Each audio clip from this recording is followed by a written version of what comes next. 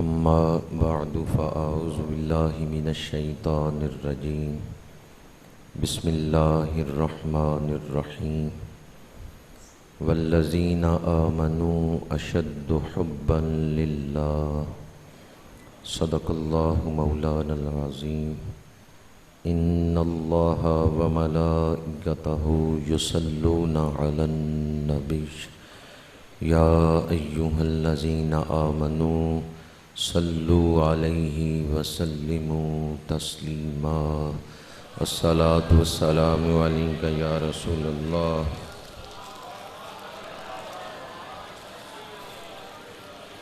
الصلاة والسلام عليك يا رسول الله وعلى آلك وأصحابك يا حبيب الله۔ درود شریف اللہ تعالیٰ کی طرف سے ایک نظام محبت ہے اور نظام رحمت ہے۔ جب آپ درود شریف پڑھتے ہیں تو ایک پورا نظام چل پڑتا ہے، ایک پورا نظام، جس طرح کہ آپ کوئی بٹن آن کرتے ہیں تو وائر سے بجلی گزرتی ہے اور پنکھے کا پورا نظام چل پڑتا ہے، تو درود شریف بھی آپ کو ایک نظام سے جوڑ دیتا ہے۔ درود شریف نظام محبت ہے اور نظام رحمت ہے۔ اللہ تعالیٰ نے حکم دیا کہ درود پڑھو، تو جب ہم درود پڑھتے ہیں تو سب سے پہلے تو ہم اپنے رب سے محبت کا اظہار کر رہے ہیں کہ اس نے حکم دیا ہے اور ہم عمل کر رہے ہیں۔ دوسرے نمبر پہ اللہ نے حضور پہ درود پڑھنے کا حکم دیا ہے۔ جب ہم درود پڑھ رہے ہیں تو حضور سے محبت کا اظہار کر رہے ہیں۔ تیسرا اظہار محبت، فرشتوں کو درود شریف سے محبت ہے، فرشتے بھی درود شریف پڑھتے ہیں، تو جب ہم درود شریف پڑھتے ہیں فرشتے خوش ہوتے ہیں، ہمارا درود اخذ کرتے ہیں۔ چوتھا مقام محبت کہ فرشتے دعا کرتے ہیں، یا اللہ جو درود پڑھ رہا ہے تو اس پہ رحمت نازل فرما۔ اور پانچواں مقام محبت کہ فرشتے درود شریف لے کے حضور کی بارگاہ میں حاضر ہوتے ہیں، یا رسول اللہ فلاں بن فلاں نے آپ پر درود پڑھا ہے، تو میرے آقا کریم سلام کا جواب عطا فرماتے ہیں۔ تو گویا پورا ایک نظام چل پڑا۔ اللہ خوش ہوا کہ میرے بندے نے میرے حکم پہ عمل کیا ہے، حضور خوش ہوئے کہ میرے غلام نے تحفہ بھیجا ہے، فرشتے خوش ہوئے کہ یہ امتی قدردان ہے اپنے نبی کا، کیونکہ فرشتوں کے بھی محبوب حضور ہیں۔ درود پڑھنے والا ایک رابطے میں آ جاتا ہے۔ ہم اللہ کی بارگاہ میں عرض کرتے ہیں یا اللہ اپنے محبوب پہ درود بھیج، ہمارا دھیان اللہ کی طرف ہوا، ہم نے اللہ کا ذکر پہلے کیا، اللہ تعالیٰ نے درود بھیجا حضور پہ، حضور کی توجہ ہو گئی اپنے امتی کی طرف کہ میرے امتی نے تحفہ بھیجا ہے۔ اللہ تعالیٰ پھر اس درود بھیجنے والے کے 10 گناہ معاف فرما دیتا ہے، 10 رحمتیں اس پہ نازل کرتا ہے اور اس کے 10 درجے بلند کر دیتا ہے۔ تو گویا درود شریف سے نظام محبت بھی چل پڑتا ہے اور نظام رحمت بھی ہمیں حاصل ہوتا ہے۔ الصلاۃ والسلام علیک یا رسول اللہ وعلی آلک واصحابک یا حبیب اللہ۔ ہمیں حضور کے ظاہری زمانے میں صحبت نبوی نہیں حاصل ہوئی، لیکن ہم آج محبت نبوی تو حاصل کر سکتے ہیں۔ تو درود شریف محبت نبوی حاصل کرنے کا سب سے آسان اور سب سے مجرب وظیفہ ہے۔ یہ عین ممکن ہے کہ درود پڑھنے والا یوں درود میں اتر جائے، یوں درود میں وہ ڈوب جائے کہ چل پھر تو گجرات کی گلیوں میں رہا ہو اور ذہن مدینہ منورہ کی گلیوں میں گردش کر رہا ہو۔ اسے معنوی طور پہ ایسا قرب مل سکتا ہے درود شریف کی کثرت سے کہ جسم یہاں ہے اور دل مدینہ منورہ میں ہے۔ اعلیٰ حضرت نے لکھا ہے جان و دل ہوش و خرد سب تو مدینے پہنچے، تم نہیں چلتے رضا سارا تو سامان گیا۔ الصلاۃ والسلام علیک یا رسول اللہ وعلی آلک واصحابک یا حبیب اللہ۔ تعبیر و رویا کی کتابوں میں ہے، یہ وہ کتابیں جن میں خوابوں کی تعبیریں بیان کی جاتی ہیں۔ اگر کسی آدمی نے خواب دیکھا کہ میں درود پڑھ رہا ہوں، خواب میں وہ درود پڑھ رہا ہے، تو یہ دلیل ہے کہ اس کی آخرت اچھی ہوگی، یہ دلیل ہے کہ اس کی مشکلیں ختم ہونے والی ہیں، آسانیاں آنے والی ہیں۔ اور تیسری تعبیر یہ ہے کہ اللہ اس کے رزق میں برکت عطا فرمائے گا۔ اگر کوئی خواب میں درود پڑھے تو دنیا اور آخرت کی نعمتیں مل رہی ہیں، تو اگر کوئی جاگتے ہوئے درود پڑھے الصلاۃ والسلام علیک یا رسول اللہ وعلی آلک واصحابک یا حبیب اللہ، الصلاۃ والسلام علیک یا رسول اللہ وعلی آلک واصحابک یا حبیب اللہ۔ آج 11 محرم الحرام ہے، تاریخی دن ہے۔ کل جو دن گزرا ہے وہ بھی تاریخ اسلامی میں بڑی ہی اہمیت کا، بڑی ہی فضیلت والا دن ہے تاریخ انسانی میں۔ آج کے دن کے حوالے سے ہی چند گھڑیاں گفتگو کروں گا اس عنوان کے تحت کہ امام حسین رضی اللہ تعالی عنہ اور عصر جدید، دور حاضر اور امام حسین رضی اللہ تعالیٰ عنہ، اس عنوان پر چند گھڑیاں گفتگو کروں گا۔ اللہ تعالیٰ مجھے حق گوئی کی توفیق عطا فرمائے۔ ابتداً جو بات آپ کی خدمت میں عرض کرنا چاہتا ہوں وہ پیغام امام عالی مقام کے حوالے سے ہے، اور بڑی ہی محبت افروز حدیث پاک ہے۔ علامہ نصفی نے اس کو نقل کیا ہے۔ قیامت کے دن لوگ جہاں اور تکلیفوں میں مبتلا ہوں گے، حشر کا دن ہے، وہاں پیاس بھی شدت کی ہوگی۔ تو خوش نصیب ہیں وہ لوگ جنہیں حوض کوثر تک پہنچنا نصیب ہو گیا۔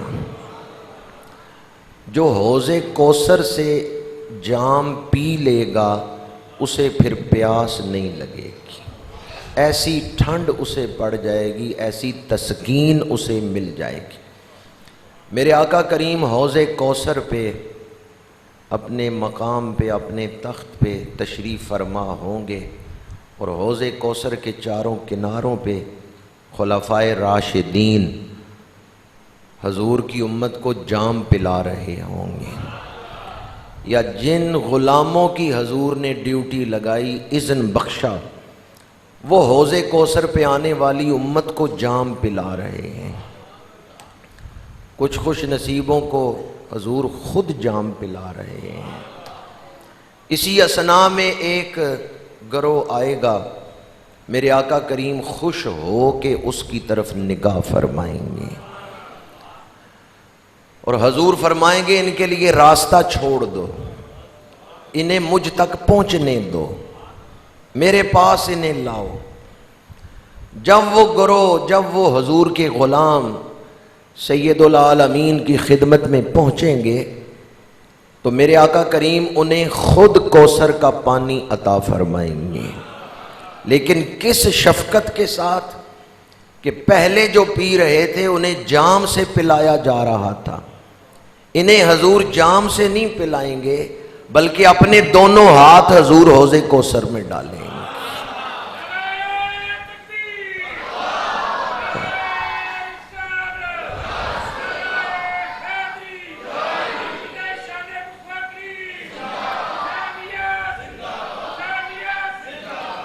شفقتوں کا جو منظر، عنایتوں کا جو منظر میں ابھی بیان کرنے والا تھا، بعض احباب وہ پہلے ہی سمجھ گئے کہ حضور اپنے ہاتھوں سے، اپنے مبارک ید اللہ کے ہاتھوں میں پانی لے رہے ہیں، تو اب ہاتھ ان کے منہ سے لگائے جائیں گے۔ اب ان پیاسوں کے ہونٹوں سے حضور دست رسالت کو مس کریں گے۔ جسے حوض کوثر سے جام مل گیا وہ بڑا خوش نصیب ہے، پر وہ کتنا خوش نصیب ہے جسے حضور اپنے ہاتھوں سے پلا رہے ہیں۔ حضور اپنے ہاتھوں سے فرمائیں لو میرے امتی اور پیو اور پیو۔ لوگ عرض کریں گے یا رسول اللہ صلی اللہ علیہ وسلم اس شفقت کی، اس خاص عنایت کی وجہ کیا ہے، سبب کیا ہے؟ میرے آقا کریم فرمائیں گے جب عام لوگ اپنی دنیا کی فکر کر رہے تھے، یہ وہ لوگ ہیں جو میرے دین کی فکر کرتے تھے۔ جب لوگ محنت کرتے تھے اپنی دنیا سنوارنے کے لیے، یہ وہ لوگ ہیں جو میرے دین کو سنوارنے کے لیے محنت کرتے تھے، جو میرے دین کو مضبوط کرنے کے لیے محنت کرتے تھے۔ جب عام لوگ تکلیفیں اٹھا رہے تھے، مشقتیں اٹھا رہے تھے دنیا کمانے کے لیے، یہ وہ میرے غلام ہیں جو اپنی دنیا لٹا کر میرا دین بچا رہے تھے۔ تو جو مشکل وقت میں حضور کے دین سے وفا کرتا ہے اس پر عنایت بھی حضور کی خاص ہے۔ واقعہ کربلا دین کی حفاظت کا پیغام ہے، اپنے گھر بار کو لٹا کے دین بچانے کا نام ہے۔ دنیا غفلت کے اندھیرے میں تھی، انسانوں کا تعلق رب سے ٹوٹ چکا تھا، لوگ بھول گئے رب کو، بتوں کی پوجا ہو رہی تھی۔ اللہ تعالیٰ نے اپنے آخری نبی کو بھیجا، خاتم النبیین، میرے اور آپ کے آقا کریم تشریف لائے، آپ کے سینہ پاک پہ قرآن نازل ہوا۔ 23 سال کے مختصر عرصے میں حضور نے مخلوق کا ٹوٹا ہوا تعلق خالق سے جوڑ دیا اور ایک ایسا پاکیزہ معاشرہ تشکیل دیا جس معاشرے میں رب کی حکومت، رب کا دیا ہوا نظام نظر آتا تھا، جس معاشرے میں رہنے والے لوگ اللہ کی عبادت بھی کرتے تھے اور اپنا معاشرتی نظام بھی اللہ کے حکم کے مطابق چلا رہے تھے۔ حضور کے وصال پاک کے بعد خلفائے راشدین معیار حق ہیں۔ خلفائے راشدین کے بعد حضرت امیر معاویہ رضی اللہ تعالی عنہ، انہوں نے اسلامی قوانین کے مطابق سلطنت اسلامیہ کو قائم کیا ہے، وہ پہلے سلطان اسلام ہیں۔ جب حضرت امیر معاویہ رضی اللہ تعالی عنہ کا وصال ہو گیا اور یزید تخت نشین ہوا تو اب وہ شخصی فیصلے کر رہا ہے۔ خلفائے راشدین ہوں یا سلطان اسلام ہوں، یہ سب قرآن اور حدیث کے پابند تھے، ذاتی خواہش، ذاتی مرضی سے قرآن اور حدیث سے ہٹ کے کوئی فیصلہ نافذ نہیں کر سکتے تھے۔ یزید تخت نشین ہوا، اب وہ اپنی مرضی سے فیصلے کر رہا ہے۔ اندیشہ پیدا ہوا، خطرہ پیدا ہوا کہ کہیں مخلوق کا وہ تعلق جو رب سے حضور نے جوڑا ہے وہ ٹوٹ نہ جائے، لوگ رب کو بھول نہ جائیں۔ دولت کی فراوانی ہو گئی، عیش و عشرت میں لوگ پڑ رہے ہیں اور نظام اسلامی کی بنیادیں ہلائی جا رہی ہیں۔ امام عالی مقام نے اس وقت قیام فرمایا، آپ اٹھے۔ جو مقاصد تھے کربلا کے، ان میں دو بڑے مقصد ہیں۔ ایک تو یہ کہ بندوں کا تعلق رب سے نہ ٹوٹے، جو تعلق حضور نے جوڑا ہے، اللہ کی معرفت، اللہ کی عبادت، اللہ کی پہچان، اللہ سے محبت، خضوع و خشوع، یہ تعلق بندوں کا رب سے جڑا رہے۔ اور دوسرا مقصد کہ جو نظام حضور نے دیا ہے وہ نظام قائم رہے، کہیں ذاتی فیصلوں سے اس نظام کو بھلا نہ دیا جائے، اس نظام کو ختم نہ کر دیا جائے، دین قائم رہے۔ اور یہ تشریح میں کئی مواقع پہ کر چکا ہوں کہ اسلام مذہب نہیں بلکہ دین. مذہب میں اور دین میں فرق ہے. نمازیں پڑھو، روزے رکھو، حج کرو، زکوٰۃ دو، یہ مذہب ہے. لیکن اپنے معاشرتی فیصلے اسلام کے قانون سے کرو، یہ دین ہے. ساری زندگی اللہ کے حکموں کے مطابق گزر رہی ہو، عبادات بھی، اعتقادات بھی، معاملات بھی، ہر کہیں اللہ کا حکم نافذ ہو، یہ دین ہے. آج اس دور کے یزید کو مذہب سے کوئی نقصان نہیں، کوئی دشمنی نہیں. وہ کہتا ہے مذہب چلاؤ، اسلام کو دین نہ بناؤ. اسلام کا قانون نہیں نافذ ہوگا. نمازیں پڑھو، روزے رکھو، اس سے ہمیں کوئی نقصان نہیں. قانون ہمارا ہوگا، قانون لبرل ہوگا، قانون اسلامی نہیں ہوگا. تو امام عالی مقام نے جو اس وقت آواز بلند فرمائی ہے، اس کے دو بڑے مقاصد تھے. ایک تو شخصی سطح پر، انفرادی سطح پر کہ بندوں کا تعلق رب سے جڑا رہے، اور دوسرا اجتماعی سطح پر کہ اسلامی نظام قائم رہے. اسلام کا تصور مذہب کے طور پہ نہ ہو بلکہ اسلام دین کے طور پہ پہچانا جائے. اب میں آپ سے پوچھتا ہوں، جن دو مقاصد کے لیے امام عالی مقام کھڑے ہوئے تھے، کیا آج ہمارے پاس وہ دو چیزیں موجود ہیں؟ سوشل میڈیا آ گیا، لوگ موبائل میں لگ گئے، رات کو 2 نفل پڑھنا نصیب نہیں پر 2 گھنٹے موبائل چلا رہے ہیں. تو دشمن کامیاب ہو گیا، اس نے رب سے تعلق توڑ دیا. تعلق ٹوٹا نہیں تو کمزور ضرور ہو گیا. آج کا نوجوان اپنے رب سے کتنا تعلق رکھتا ہے؟ امام عالی مقام میدان کربلا میں گئے کہ بندوں کا تعلق رب سے نہ ٹوٹے. اور آج دشمن متحرک ہے، وہ ایسی چیزیں ایجاد کر رہے کہ مسلمان فجر کو نہ اٹھ سکیں، مسلمان فجر کی نماز نہ پڑھ سکیں. ان کی راتیں، آئندہ جو ہماری قوم ہے وہ آج کے جو جوان ہیں وہی قوم ہے نا. ہم نے ہمیشہ تو نہیں دنیا میں بیٹھے رہنا. تو آئندہ جو قوم بنے گی اس کا رب سے کیا تعلق ہے؟ وہ تو موبائل میں کھو گئے.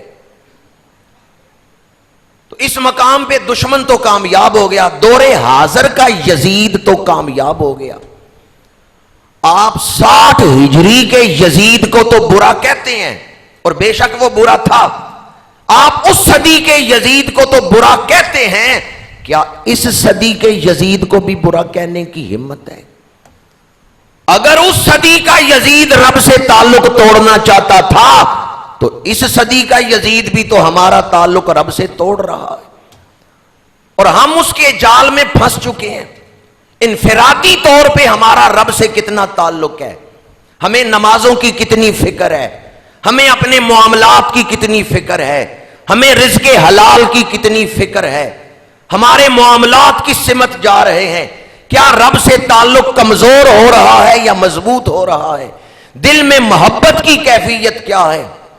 امام عالی مقام اس مقصد کے لیے اٹھے تھے کہ بندوں کا تعلق جو حضور نے جوڑا، جس کے لیے بدر و احد میں قربانیاں دی گئیں، کہیں یزید ان قربانیوں کو ضائع نہ کر دے، بندے رب کو بھول نہ جائیں.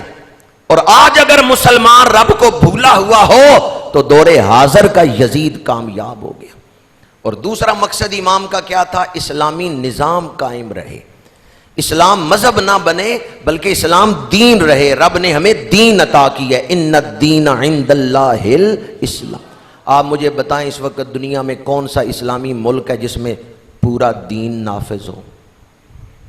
کہیں 10% دین ہے، کہیں 20%. اسلامی ملکوں میں کہیں 50% دین ہے. سود ہر ملک میں ہے، بے حیائی ہر ملک میں ہے، چور کو اسلامی سزا کسی ملک میں نہیں دی جا رہی. تو امام عالی مقام جس مقصد کے لیے کربلا میں اٹھے تھے اس کی طرف بھی دھیان ہے، یا صرف ایک پہلو پر ہی کہ ظلم ہوا ہے، اس میں کوئی شک نہیں ظلم ہوا ہے، اور امام عالی مقام ہمارے آقا ہیں، ہمارے محبوب ہیں، ہمارے امام ہیں، اور ان کی محبت ہمارا ایمان ہے. انہیں کانٹا بھی چبھے تو ہمیں تکلیف ہوتی ہے. درد اور سوز کا ایک پہلو تو موجود ہے، لیکن مجھے یہ بتائیں کہ کیا اتنا جتنا آج تک امام عالی مقام کو پیٹنے پہ زور دیا گیا ہے، جس قدر درد و سوز کے پہلو کو اجاگر کیا گیا ہے، اگر مقصد امام سے وفا کرتے آج پوری دنیا پہ اسلام کا جھنڈا لہرا رہا ہوتا. آپ نے مقصد کی طرف ذہن جانے ہی نہیں دیا کہ امام کا مقصد کیا ہے. آپ نے بس ایک طرف ہی پیٹنے پٹانے کی طرف ہی. بے شک درد و سوز کا پہلو اس میں ہے، لیکن مجھے بتائیں اللہ کے نبی بھی شہید ہوئے ہیں. کون شہید ہوئے ہیں؟ حضرت یحییٰ شہید ہوئے ہیں. کیا میرے آقا کریم نے ان کے لیے ماتم کا حکم دیا ہے؟ ان کا مشن زندہ کیا ہے، بندوں کو رب سے جوڑا ہے.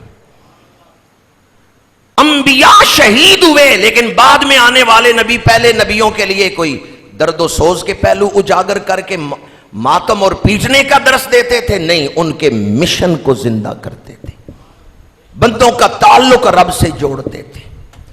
اور آج ہماری توجہ مشن سے تو ہٹائی دی گئی، مقصد سے تو ہٹائی دی گئی کہ امام کا مقصد کیا ہے. اسی بات کو ایک اور پہلو سے آپ کے سامنے بیان کر رہا ہوں. قرآن پاک میں بہت سارے انبیاء کے اولیاء کے واقعات ہیں. اللہ تعالیٰ نے ان کے واقعات بیان کیے، لیکن مہینے نہیں بتائے، دن نہیں بتائے کہ کس تاریخ کو یہ واقعہ ہوا ہے. ہاں واقعہ بیان کیا ہے. حضرت آدم کا واقعہ کتنی جگہ قرآن میں ہے کہ شیطان نے سجدہ نہیں کیا. حضرت نوح کا واقعہ، حضرت ابراہیم کے واقعات، اور اولیاء میں اصحاب کہف کے واقعات. وہ کس قوم سے تھے، کس دن وہ نکلے بادشاہ کے خلاف، اصحاب کہف کس دن غار میں سوئے، کس دن اٹھے، یہ تاریخیں بیان ہوئی ہیں قرآن میں؟ نہیں، واقعہ بیان ہوا ہے. واقعہ کیوں بیان ہوا ہے جبکہ تاریخیں تو قرآن اس طرح واقعات میں نہیں بیان کرتا؟ کیونکہ قرآن کا اصل پیغام یہ ہے کہ کہیں تاریخوں میں کھو کر کردار کو نہ بھول جانا. ہمارا پہلا فوکس کردار پہ ہونا چاہیے. بے شک تاریخیں بھی یاد رکھنا چاہیے، تاریخیں واقعات یاد دلاتی ہیں، اس لیے تاریخوں کی بھی اپنی ایک اہمیت ہے.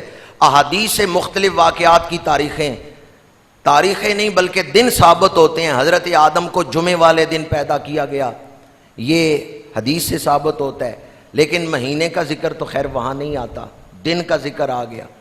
تو اب دو چیزوں کا ہمیں خیال رکھنا چاہیے، ان واقعات کی تاریخیں بھی پتہ ہوں، لیکن اصل فوکس کس پہ ہو؟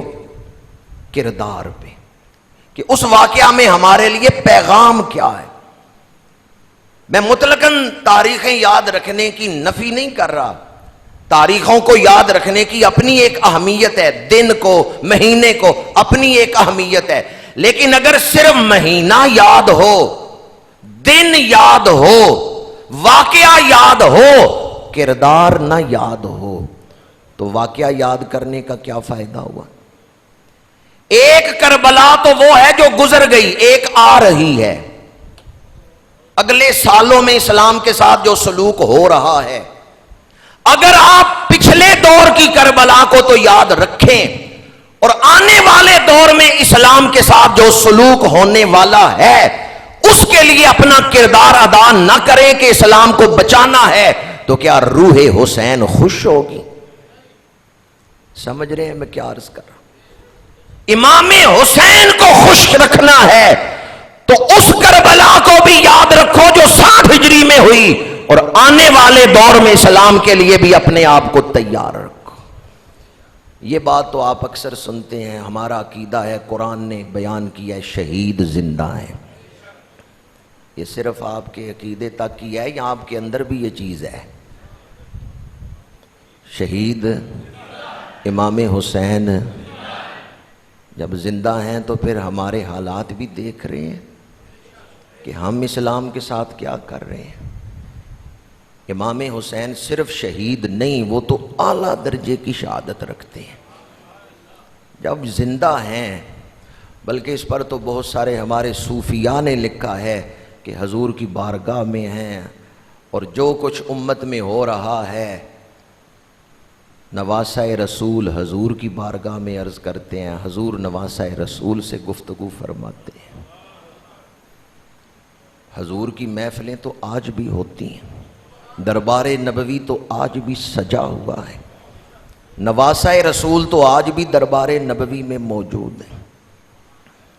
مولانا شفیع اکاڑوی صاحب نے جو کربلا کے حوالے سے کتاب لکھی ہے، اس میں انہوں نے یہ واقعہ لکھا ہے کہ ایک شخص امام علی مقام کے، ایک اللہ کے ولی جو صاحب کشف تھے، امام علی مقام کے روضے پہ روز حاضری دیتے تھے، سلام کرتے تھے، جواب ملتا تھا۔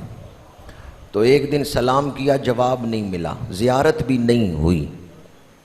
دوسرے دن جب گئے، زیارت بھی ہوئی، سلام کا جواب بھی ملا۔ اس سے پہلے کہ یہ پوچھتے کہ کل آپ کی زیارت نہیں ہوئی اور سلام کا جواب نہیں ملا، امام علی مقام نے خود فرمایا کل جب تو آیا تھا حاضری دینے، میں اس وقت رسول اللہ کی خدمت میں حاضر تھا، اس لیے میں نے تجھے سلام کا جواب اس وقت دینا مناسب نہ سمجھا، ادب نبوی کی وجہ سے۔ امام علی مقام آج بھی زندہ ہیں، اور ہم ان کے جلائے ہوئے چراغوں کے ساتھ جو سلوک کر رہے ہیں، جو چراغ خون حسین سے جلائے گئے، وقت کی آندیاں انہیں بجھانا چاہتی ہیں، تو ہم کیا کردار ادا کر رہے ہیں یہ بھی امام کے سامنے ہے۔ اس لیے ہمیں چاہیے کہ ہم اس دور میں جو ہماری ذمہ داری ہے، نہ رب سے تعلق کو ٹوٹنے دیں، اور نہ کم از کم اپنے گھروں تک کہ ہمارے گھروں میں غیر اسلامی نظام ہو، اپنے وجود پہ تو اسلام کو نافذ کریں، اپنے گھروں میں تو اسلام کو نافذ کریں۔ کشمیر میں آزادی کی جنگ جاری ہے، کشمیری رہنماؤں میں ایک ہیں شبیر حسین شاہ صاحب، ان کا انٹرویو اخبار میں چھپا تھا۔ شبیر شاہ صاحب نے انٹرویو دیتے ہوئے کہا، میں کئی دفعہ انڈیا کے ظلم و ستم سے قید و بند کی صحبتیں برداشت کرتے ہوئے گھبرا گیا، میں جب بھی جیل میں گھبرایا ہوں، مجھے خواب میں امام حسین نے آ کے تسلی دی ہے۔ شبیر شاہ صاحب کا یہ انٹرویو اخبار میں چھپا تھا، کہتے ہیں میں جب بھی جیل میں گھبرایا ہوں، مجھے خواب میں امام حسین نے آ کے تسلی دی ہے۔ نیلسن منڈیلا کا نام آپ نے سنا ہوگا، آزادی کی جنگ اس نے 26-27 سال جیل میں رہ کے لڑی، اس کی بائیوگرافی چھپی ہے، اردو میں اس کا ترجمہ ہو چکا ہے، ممتاز طاہر صاحب نے اردو میں اس کا ترجمہ کیا ہے، وہ ترجمہ منگوا کے آپ پڑھ سکتے ہیں۔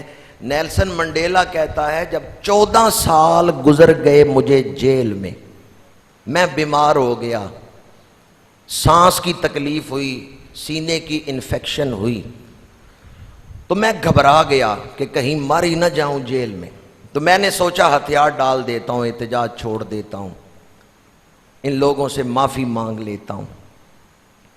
کہتا ہے جب میں نے ہتھیار ڈال دیے، اس رات خواب میں ایک خوبصورت جوان تشریف لائے، میں لیٹا ہوا ہوں خواب میں، کہتا ہے میں دیکھ رہا ہوں میں کسی جگہ لیٹا ہوا ہوں، میرا ہاتھ پکڑ کے اٹھاتے ہیں، کہتے ہیں اٹھ کھڑا ہو، اگر لوگوں کی آزادی کے لیے تو نے آواز اٹھائی ہے تو اب حوصلہ نہیں ہارنا، کامیابی تیری ہی ہوگی۔ کہتے ہیں میرا ہاتھ پکڑ کے انہوں نے اٹھایا، مجھے اپنے اندر ایک ہمت محسوس ہوئی، وہ مجھے اٹھا کے جانے لگے، خوبصورت نوجوان تھے، میں نے کہا آپ کون ہیں؟ انہوں نے فرمایا میں حسین ابن علی ہوں۔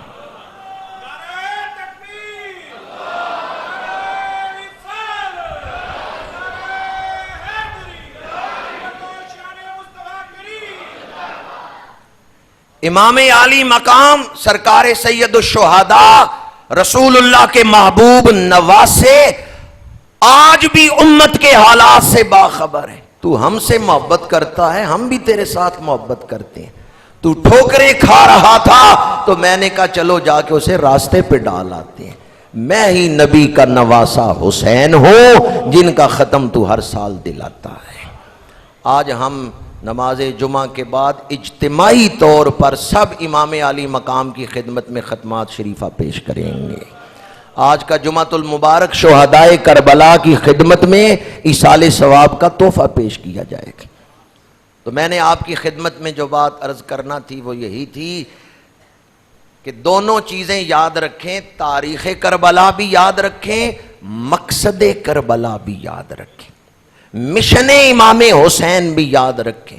اور مشن کو اجمالاً میں نے دو چیزوں میں بیان کیا، ایک تو یہ کہ رب سے تعلق نہ ٹوٹنے پائے، رب سے تعلق مضبوط ہو۔ ایک شاعر نے امام علی مقام کے جذبات کو شعروں میں پرویا ہے کہ جب میدان کربلا میں موت سامنے آئی تو امام علی مقام نے کیا فرمایا؟ حسین ابن علی در کربلا پیش اجل گوید، ندارج ہیچ شاہد کیف ایمانے کے مندارم۔ امام علی مقام نے فرمایا اے موت، اس وقت جو کیفیت ایمان مجھے حاصل ہے کیا دنیا میں کسی اور کو بھی حاصل ہے؟ عشق کی جو سرشاری، محبت الہیہ کی جو کیفیت اس وقت مجھے حاصل ہے کیا دنیا میں کسی اور کو بھی حاصل ہے؟ ہیچ ندارد ہیچ شاہد کیف ایمانے کے مندارم، اس وقت مجھے جو کیفیت حاصل ہے وہ کسی اور کو بھی حاصل ہے۔ اور تاریخ پڑھ کے دیکھ لیں، جو کیفیت کربلا میں ایمان کی لذت سرشاری امام حسین کو حاصل تھی، بعد میں کسی کو وہ حاصل نہیں ہو سکتی۔ عرفان کے اعلیٰ مقام پر تھے امام علی مقام۔ میں آپ سے پوچھتا ہوں 70 سال ہو گئے، 50 سال ہو گئے، 40 سال ہو گئے، ایمان والے ہیں، آج تک ایمان کا مزہ بھی چکھا ہے، لذت بھی چکھی ہے کہ ایمان کی لذت کیا ہوتی ہے، ایمان کی چاشنی کیا ہوتی ہے؟ اقبال نے جس کی طرف رہنمائی کی ہے، دو عالم سے کرتی ہے بیگانہ دل کو، عجب چیز ہے لذت آشنائی۔ اس حلاوت ایمان کو حاصل کرنے کے لیے میں آپ کے سامنے ایک وظیفہ بیان کر رہا ہوں۔ قرآن پاک میں ہے، زمین و آسمان میں جو کچھ ہے وہ اللہ کا ہے۔ اللہ لا الہ الا هو الحی القیوم لا تاخذہ سنۃ ولا نوم۔ آگے کیا ہے؟ اس کا مطلب کیا ہے؟ لہ ما فی السماوات و ما فی الارض۔ آپ نے اپنی ملکیتیں بنائی ہوئی ہیں نا، یہ عارضی ہیں، واپس لے لی جائیں گی، ہمیشہ نہیں رہیں گی۔ ذرا کچھ دیر کے لیے اپنے آپ کو ان ملکیتوں سے جدا کریں، میرا کچھ نہیں ہے، سب کچھ اللہ کا ہے، میں بھی اللہ کا ہوں۔ پھر آپ کے دل کو ایمان کی مٹھاس محسوس ہوگی، ایمان کی حلاوت محسوس ہوگی۔ ہم اپنی ملکیت میں کھو گئے، میرے چاچے کا بیٹا آگے نکل گیا ہے، میں پیچھے رہ گیا ہوں، فلاں دنیا داری میں مجھ سے آگے ہے، میں پیچھے ہوں، فلاں کی اتنی دولت ہے اور میں غریب ہوں۔ یہ ملکیت میں کھو کے ذہن منتشر ہو گئے، میرا اپنا آپ میرا نہیں، تو چیزوں کا کیا کہنا کہ یہ میری ہے، میرا اپنا آپ میرا ہے۔ اللہ اس وقت سانس روک دے، میں تقریر کر سکتا ہوں، میں اپنا سانس چلا سکتا ہوں، میرا تو سانس بھی چل رہا ہے تو احکم الحاکمین کے حکم سے چل رہا ہے۔ جب میرا اپنا آپ میرا نہیں تو میں چیزوں کے لیے کیوں کلاوے مار رہا ہوں، یہ بھی میری، یہ بھی میری۔ اے انسان، تیرا تو اپنا آپ بھی تیرا نہیں۔ لہو ما فی السماوات و ما فی الارض، آسمان و زمین میں جو کچھ ہے کس کا ہے؟ خود سپردگی کے ساتھ کہنا ہے اللہ کا۔ خود سپردگی کا مطلب کیا؟ اپنے آپ کو سپرد کر دے۔ بعض اوقات انسان پریشان ہو جاتا ہے دنیا کے حالات دیکھ کے، بھائی وفا نہیں کر رہے، دوست وفا نہیں کر رہے، اولاد وفا نہیں کر رہی، بندہ کہتا ہے میرا کون ہے؟ پریشان نہ ہو، اللہ تیرا ہے۔ اللہ صرف یہی تجھے دکھانا چاہتا ہے، ادھر دھیان کر جو تیرا ہے، تو اسے اپنا بنا لے، وہ ہر چیز کو تیرے دروازے پہ لا کھڑا کرے گا۔ کائنات میں جو کچھ ہے، آسمان و زمین میں جو کچھ ہے کس کا ہے؟ خود سپردگی کے ساتھ اپنے آپ کو سپرد کرتے ہوئے۔ اور یہ خود سپردگی حضرت ابراہیم کی سنت ہے۔ تمام نبیوں کی سنت ہے. میرے آقا کریم نے اللہ نے اعلان کروایا قرآن میں قل ان صلاتی و نسکی و محیای و مماتی للہ رب العالمین. 63 سالہ زندگی کا ایک ایک لمحہ گزارا ہے تو اللہ کے لیے گزارا ہے. کچھ دیر کے لیے اپنی ملکیتوں سے ذہن ہٹا کے، عارضی ملکیت ہے حقیقت نہیں، میں نے ان سب کو چھوڑ جانا ہے، میرا کون ہے؟ انا للہ و انا الیہ راجعون. آسمان و زمین میں جو کچھ ہے کس کا ہے؟ کس کا ہے؟ اگر اس کا عملی مشاہدہ دیکھنا ہو تو آئیں میدان کربلا میں دیکھیں. بیٹوں کی لاشیں اٹھائیں تو زبان پہ ہے انا للہ و انا الیہ راجعون. بھتیجوں کی لاشیں اٹھائیں تو زبان پہ ہے انا للہ و انا الیہ راجعون. بھانجوں کی لاشیں اٹھائیں تو زبان پہ ہے انا للہ و انا الیہ راجعون. اور جب خود میدان کی طرف گئے تو امام عالی مقام نے حضرت سیدہ زینب کے سر پہ دست شفقت رکھتے ہوئے فرمایا لو زینب الوداع، لو ام رباب الوداع، زوجہ مسلم بن اوسجہ الوداع. بیویاں تڑپ اٹھیں. اب تک ایک سہارا تھا کہ امام موجود ہیں. ہر بی بی دکھی دل تھی، کسی کا بیٹا، کسی کا بھائی، کسی کا بھتیجا شہید ہو چکا ہے، ہر بی بی دکھی دل تھی، لیکن ایک سہارا تھا کہ نواسہ رسول موجود ہیں. اور جب امام بھی تیار ہو کے آگے لو بیویو الوداع، تو بیویاں تڑپ اٹھیں. ہر بی بی پریشان ہو کے امام کی بارگاہ میں سوال کر رہی ہیں. دل ٹوٹا ہوا ہے، حالات کا منظر، خونی منظر دیکھ کے بی بی عرض کرتی آقا حسین جن یزیدیوں نے شہزادہ علی اکبر کا خیال نہیں کیا، نسبت رسول کا خیال ہمارے مردوں کے حوالے سے نہیں کیا، تلواریں چلائیں، ان کے سر قلم کر دیے، اگر یہ یزیدی ہمارے خیموں کی طرف بڑھے تو کون روکے گا؟ اب تو آپ بھی تشریف لے جا رہے ہیں. اس وقت جو امام نے جواب دیا وہ توکل کی معراج ہے. فرمایا بیبیو میں تمہیں اس رب کے سپرد کر کے جا رہا ہوں جس کے سپرد حضرت ابراہیم بی بی ہاجرہ کو کر کے گئے. حضرت ہاجرہ کی عزت بھی سلامت رہی، زندگی بھی سلامت رہی، اور وہ ایک مرکز کی آبادی کا باعث بنی. امام عالی مقام نے فرمایا جس رب کے سپرد حضرت ابراہیم بی بی ہاجرہ کو کر کے گئے اسی کے سپرد میں تمہیں کر کے جا رہا. میرا رب تمہاری عزتوں کی حفاظت فرمائے گا، میرا رب تمہاری زندگیوں کی حفاظت فرمائے گا. تو توکل کی معراج کیا ہے؟ کائنات میں جو کچھ ہے کس کا ہے؟ پھر امام عالی مقام نے سر سجدے میں کٹا کے یزیدیوں کے سامنے جا کے اہل خیمہ کو صبر کی وصیت کر کے گئے. فرمایا یہ دکھ عارضی ہیں، یہ تکلیفیں وقتی ہیں. واہ میرے آقا حسین خود کتنے بڑے دکھوں سے گزر رہے ہیں کہ 72 یا 74 لاشیں سامنے پڑی ہیں، پردے دار بیویوں کو چھوڑ کے جا رہے ہیں، لیکن انہیں صبر کی تلقین کیسے کر رہے ہیں؟ یہ دکھ عارضی ہے، یہ غم وقتی ہے، اصل کامیابی تو اپنے رب کی رضا کو پانا ہے. تم دکھوں میں مبتلا ہو کہ رب کو نہ بھول جانا، صبر سے کام لینا. وہی بات جو میں نے ابتدا میں کہی کہ امام عالی مقام کے قیام کا مقصد کیا تھا؟ بندے کا رب سے تعلق نہ ٹوٹے. ہر وہ چیز جو آپ کا تعلق رب سے توڑتی ہے، آئیں آج ارادہ کرتے ہیں ہم اسے چھوڑ دیں گے. ڈر ڈر کے یہ آپ نے لفظ بولا ہے، ارادہ کریں ہر وہ چیز جو آپ کو رب سے دور کرتی ہے، تعلق کمزور یا توڑتی ہے، ہم اپنے آپ کو اس سے بچائیں گے. ورنہ تو دین رسم بن گیا، ورنہ تو یہ بیانات رسم بن گئے. بے روح جسم، مردہ جسم، دین کو ہم نے مردہ جسم بنا دیا. اپنے اندر سموئیں دین کو. کیا آپ کو اپنے اندر بھی وہ کیفیت محسوس ہوتی ہے؟ رب سے تعلق کی کیفیت محسوس ہوتی ہے تو پھر قبر روشن ہے، پھر آخرت میں کامیابی ہے. لیکن اگر صرف ذہن تک باتیں ہیں، اندر وہ کیفیت نہیں محسوس ہوتی، تو پھر فکر کرنی چاہیے کہ اندر رب سے تعلق ٹوٹا ہوا ہے. امام عالی مقام صبر کی وصیت کر کے تشریف لائے اور پھر داد شجاعت دیتے ہوئے سجدے میں سر کٹایا. امام عالی مقام نے صبر و استقامت کی مثال قائم کر دی. آپ کے شہزادے حضرت سید سجاد علی اوسط زین العابدین 10 اور 11 کی درمیانی رات امام انہیں اپنی امانتیں سپرد کر کے گئے اور حضرت بی بی زینب رضی اللہ تعالی عنہا کو وہ رات کیسے گزری یہ کوئی حضرت امام زین العابدین سے پوچھے، حضرت سیدہ زینب سے پوچھے.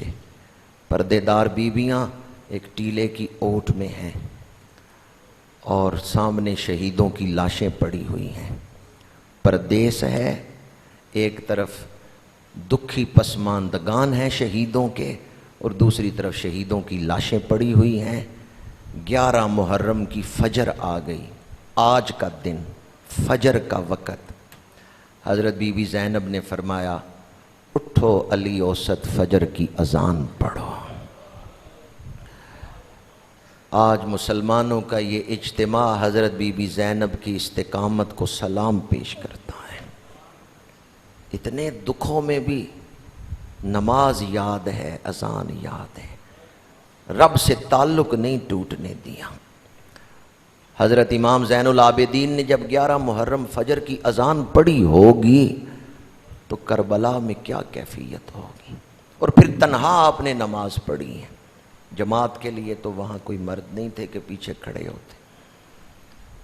نواسۂ رسول کے لخت جگر نے بتا دیا ہے کہ ہم سے دنیا کی چیزیں تو چھینی جا سکتی ہیں، ہمارے عزیزوں کو تو جدا کیا جا سکتا ہے، لیکن ہم سے دین نہیں چھینا جا سکتا. دین یوں ان کے اندر اتر چکا ہے، وہ یوں دین کے نمونے ہیں دنیا کے لیے. فجر پڑھ کے آپ بیٹھے ہیں اور خود کلامی کر رہے ہیں. دوسری بات جو میں نے آج آپ کے سامنے رکھی، امام کا مشن، امام کا مقصد. نواسۂ رسول خود کے بیٹے امام زین العابدین خود کلامی کر رہے ہیں کہ ابا جان میری ڈیوٹیاں کیا لگا کے گئے ہیں، مجھے حکم کیا دے کے گئے ہیں. صبر کرنا، قرآن پڑھنا، نماز نہ چھوڑنا. جب بیویوں کے دل دکھیں تو انہیں صبر کی تلقین کرنا. دیکھنا کسی بیوی کے سر سے چادر نہ اترے.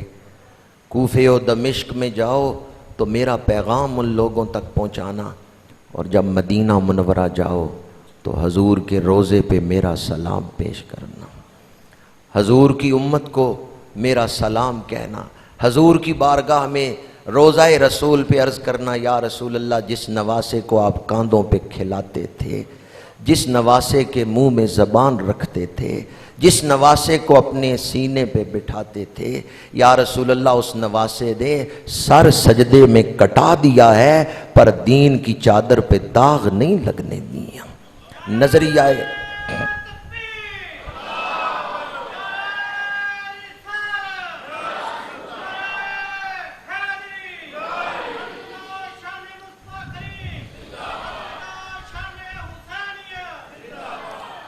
حضرت امام زین العابدین رضی اللہ تعالیٰ عنہ دہرا رہے ہیں کہ آقا امام حسین میری ڈیوٹیاں کیا لگا کے گئے ہیں، مجھے فرض کیا سونپ کے گئے ہیں، اب میرا فرض کیا ہے، میری ذمہ داری کیا ہے.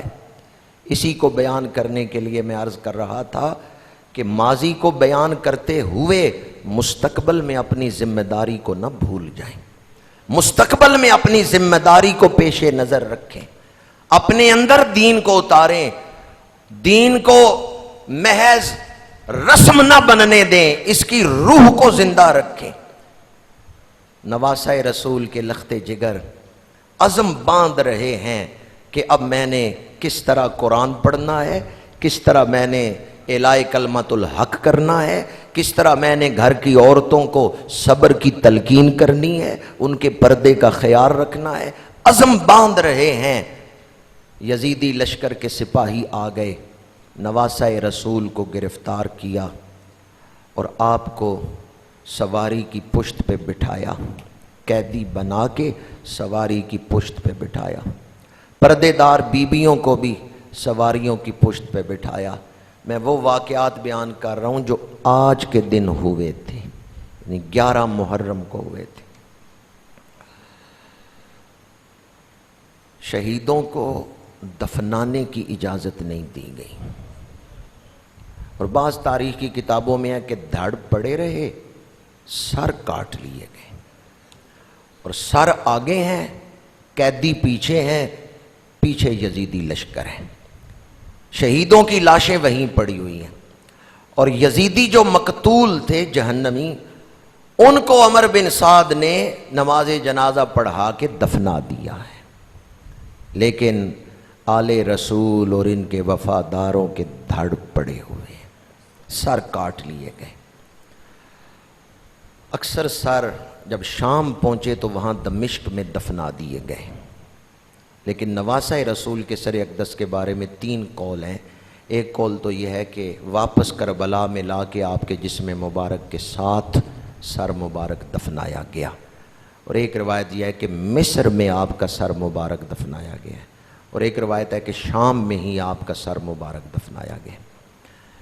زیادہ تر یہی بیان ہوئی کہ واپس سر لا کے جسم مبارک کے ساتھ دفنایا گیا، اور جب یزیدی سروں کو لے کے، قیدیوں کو لے کے، لشکر لے کے نکل گئے تو دوسرے دن آگے 12 یا 13 محرم کو قریب کے قبیلے کے لوگ آئے، قبیلہ بنی اسد کے لوگ، دامریہ کے لوگ آئے، انہوں نے آ کے شہیدوں کو پہچانا، امام عالی مقام کے دست مبارک سے آپ کو پہچانا، کیونکہ وہ لوگ آپ سے ملاقات کر چکے تھے، تو امام عالی مقام کا روزہ الگ بنایا، آپ کے دست مبارک سے پہچان کے انہوں نے پھر نماز جنازہ بھی پڑھی اور آپ کی تدفین بھی کی۔ قریب کے علاقوں سے مسلمان آئے، انہوں نے آ کے دفنایا۔ البدایہ والنہایہ اور تاریخ کی کئی کتابوں میں ہے جب شہیدوں کا یہ وارثوں کا قافلہ، شہیدوں کے جو پسماندگان تھے ان کا قافلہ چلا، قیدیوں کا قافلہ، آگے کٹے ہوئے سر ہیں، پیچھے قیدی ہیں، پیچھے یزیدی لشکر ہے، شہیدوں کی لاشیں پڑی ہوئی ہیں۔ اس وقت سید سجاد علی اوسط زین العابدین نے استغاثہ کیا ہے، حضور کو پکارا ہے۔ دکھ کی گھڑی میں جسے حضور یاد آئیں اس کے دل پہ حضرت زین العابدین کا خاص فیض ہے۔ دکھ کی گھڑی میں جسے مدینہ منورہ کی طرف دھیان جائے، دکھ کی گھڑی میں رسول اللہ کی یاد آئے تو سمجھیں آپ کے دل پہ حضرت امام زین العابدین کے خاص فیض کا چشمہ جاری ہے۔ حضرت امام زین العابدین جب کربلا سے نکل رہے ہیں، اب کوئی قاصد نہیں نظر آ رہا جس کے ذریعے پیغام بھیجیں، تو ہوا کو کہتے ہیں نلت یاری حسبا یومن الی ارض الحرم بلغ سلامی روزتن فیہا النبی المعتشم یا رحمت للعالمین ادرک لزین العابدین انی محبوس فی اید الظالمین۔ اے جانوروں کے بچوں پہ رحم کرنے والے رسول، آئے آج دیکھیں کربلا میں آپ کی اولاد پہ کیا ظلم ہو رہا ہے۔ یا رحمت للعالمین ادرک لزین العابدین۔ اور استغاثے میں حضور کو تو پکارا ہے، اپنے دکھڑے حضور کو تو سنائے ہیں، لیکن دشمنوں کے لیے کوئی جلال کی دعا نہیں فرمائی۔ یزیدیوں کی، ان یزید کے لشکریوں کی آنکھوں سے آنسو جاری ہوئے، کیسے فرشتہ صفت لوگوں پہ ہم نے ظلم کیا ہے جو ہمارے لیے کوئی دعائے جلال نہیں کر رہے، عذاب نہیں مانگ رہے۔ اور جب حضرت بی بی زینب نے استغاثہ کیا، واہ محمدا واہ محمدا ھذا حسین بالعرا مسمل بالدما مقطع الاعضاء، یا رسول اللہ جس نواسے کو آپ کاندھوں پہ کھلاتے تھے آج سرخ خون کی چادر اوڑھ کے وہ کربلا میں پڑا ہوا ہے۔ استغاثہ کرنا حضور کو یہ اہل بیت سے ثابت ہے۔ یہ میں نے جو استغاثہ سنایا ہے تاریخ کی کتابوں سے، اردو میں اس کا ترجمہ یوں کر لیں کہ سوئے طیبہ جو صبا تیرا گزر ہو جائے، کہنا سرکار غریبوں پہ نظر ہو جائے۔ قافلہ حسینی مقصد حسینی کو سینے لگائے ہوئے کربلا سے کوفے پہنچا۔ کوفے والے نکلے استقبال کے لیے۔ یہ واقعہ ہر دفعہ ہمیں تازہ کرنا چاہیے تاکہ ہم اپنے رزق کا خیال رکھیں۔ سواریوں پہ، اونٹنیوں پہ اہل بیت کی خواتینیں बाज़मत तशरीफ़ फरमा है कि हज़रत सैयदा ज़ैनब रज़ी अल्लाह ताला अन्हा की गोद में हज़रत बीबी सकीना बैठी हुई हैं। एक मकान की छत से कूफे की एक औरत ने खजूरें फेंकी और खजूरें फेंकते हुए कहा, ये सदका है, तुम मुसाफिर हो, मजलूम हो, ये सदके की खजूरें ले लो। बीबी ज़ैनब ने फ़ौरन खजूरें उठाईं, वापस छत की तरफ फेंक दी। फरमाया, तुम्हें नहीं पता हम आले रसूल हैं, हमारे ऊपर सदका हराम है। हज़रत बीबी ज़ैनब को आज के इन तमाम उशाकाने रसूल का सलाम अकीदत हो। जुर्रत व इस्तिकामत का पहाड़, सब्र व रज़ा का पहाड़ हज़रत बीबी ज़ैनब बेशक मुसाफिर भी हैं, मजलूम भी हैं, उस वक्त भी हजूर के हुक्म का ख्याल है कि हजूर ने हमारे ऊपर सदका हराम किया है। क्या हमें भी कोई चीज़ खाते हुए ख्याल आता है कि हजूर ने इसकी इजाज़त दी है या नहीं? वो अजमत वाली हस्तियां हैं तो कुदरत ने दिखाया है कि उनका किरदार कितना अजीम है। उन पे दरूद पढ़ा जा रहा है, उन्हें इतने आला मकाम मिले हैं तो उनका किरदार कितना आला है। मैं अपनी गुफ्तगू को इस पैगाम पे समेटता हूँ, जिस मकसद के लिए इमाम आली मकाम ने जान दी, आए उस मिशन, उस मकसद से वफा करने का अहद करें। खुदारा मैं आपको शहीदान करबला के खून का वास्ता पेश करता हूँ। छोटा वास्ता है, कितना बड़ा वास्ता है। खुदारा इस दौर के यजीद के जाल में फंसने से अपने आप को बचाएं।